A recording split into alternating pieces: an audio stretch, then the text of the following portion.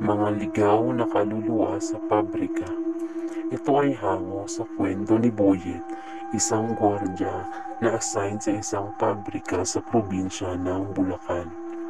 Marami ang manggagawa sa nasabing pabrika. Araw-gabi ang produksyon ng naturang pabrika, kaya naman kahit papano ay malilibang din siya. Tanging araw lamang ng linggo ang day off ng mga manggagawa. Ang lokasyon ng nasabing pabrika ay malapit lamang sa kabahayan, gayon din ang isang lumang sementeryo sa hindi kalayuan. Ang nasabing lumang sementeryo ay mahigit 30 taon nang hindi nag-ooperate. Stay-in sa trabaho si Boyet. Ang guardhouse na itinuturing niyang tahanan at buwanan lamang siya kung umuwi. Sa 10 buwan niyang pagtatrabaho sa naturang pabrika, sari-sari na ang mga hindi maipaliwanag na pangyayari na kanyang naranasan. Nagsimula ito sa pagpaparamdam o biglang pagbagsak ng kung ano-anong bagay kahit wala namang hangin o hayop na posibleng tumabig. Bigla ang pagbukas o pagsarado ng bintana o pintuan. Kalaunan ay nakakarinig na siya ng mga iyak ng sanggol sa hating gabi o sa madaling araw. Ang mga pangyayaring ito ay nagaganap lamang day off ng mga manggagawa o sa gabi ng linggo lamang. Kaya naman, sa tuwing sasapit ang araw na iyon, ay pinaghahandaan na niya. Hinahanda na niya ang kanyang sarili sa kanyang mga masasaksihan. Araw na ng sweldo ni Boyet, kaya naman nag-day off siya at umuwi sa probinsya. Sa probinsya, kinuwento ni Boyet sa kapitbahay niyang albularyo ang mga hindi pangkaraniwan na nasasaksihan niya sa pabrika. Pinabaunan siya nito ng mga pangontra sa mga ligaw na hindi matahimik na kaluluwa.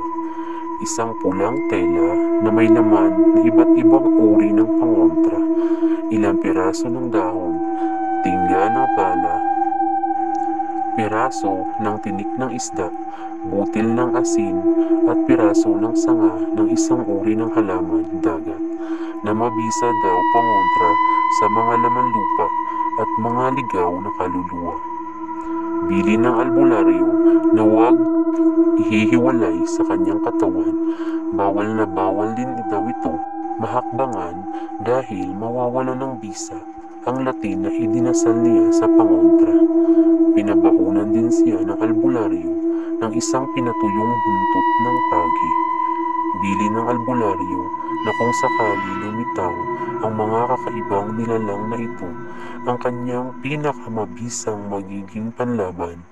Kaya naman, sa pagbalik ni Boyet sa pabrika, mas matibay na ang kanyang loob dahil sa mga pangontra at panlaban niya sa kung anumang kakaibang nilalang na posible niyang makaharap.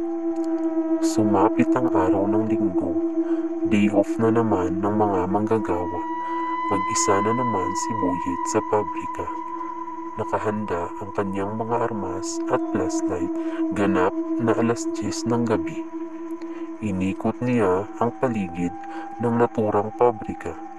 Sa bandang likuran, sa pwesto ng mga tambakan ng basura, narinig niya ang iyak ng isang sanggol.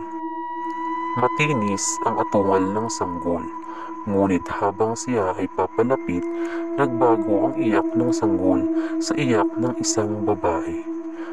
Nang marating ni Boyet ang lugar kung saan nanggagaling ang iyak ng babae, ay tumindig ang kanyang mga balahibo na halos hindi niya maigalaw ang mga nanginginig niyang mga paa. Bumulaga sa kanyang mga mata ang isang babae na nakaputi ng kasuotan na parang damit pangkasal. Lumulutang ang mga paa nito sa hangin at tuguan ang kanyang mukha.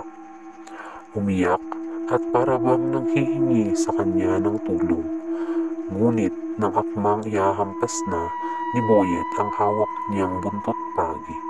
Dahan-dahan na lumulubog ang nakaputing babae sa kinalalagyan ng malaking bakal na basurahan. Ngunit patuloy pa din itong nagsasalita na tulungan mo ako. Kinaumagahan, pasukan na ng mga manggagawa sa pabrika. Napansin ng matandang si Mang Lando na balisa ni Boyet.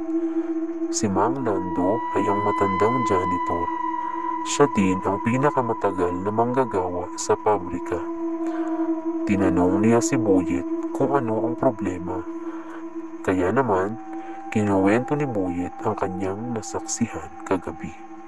Kinuwento naman ni Mang Lando, 36 na taon na ang nakalipas, inaresto ang lalaking Chinese na may-ari ng pabrika dahil siya ang itinuturong suspek sa biglaang pagkawala ng kanyang asawa at sanggol na anak.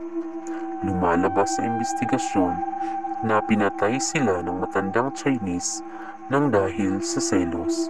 Ngunit kahit nakulong ang suspek, hindi talaga nakita ang mga bangkay ng mag-ina.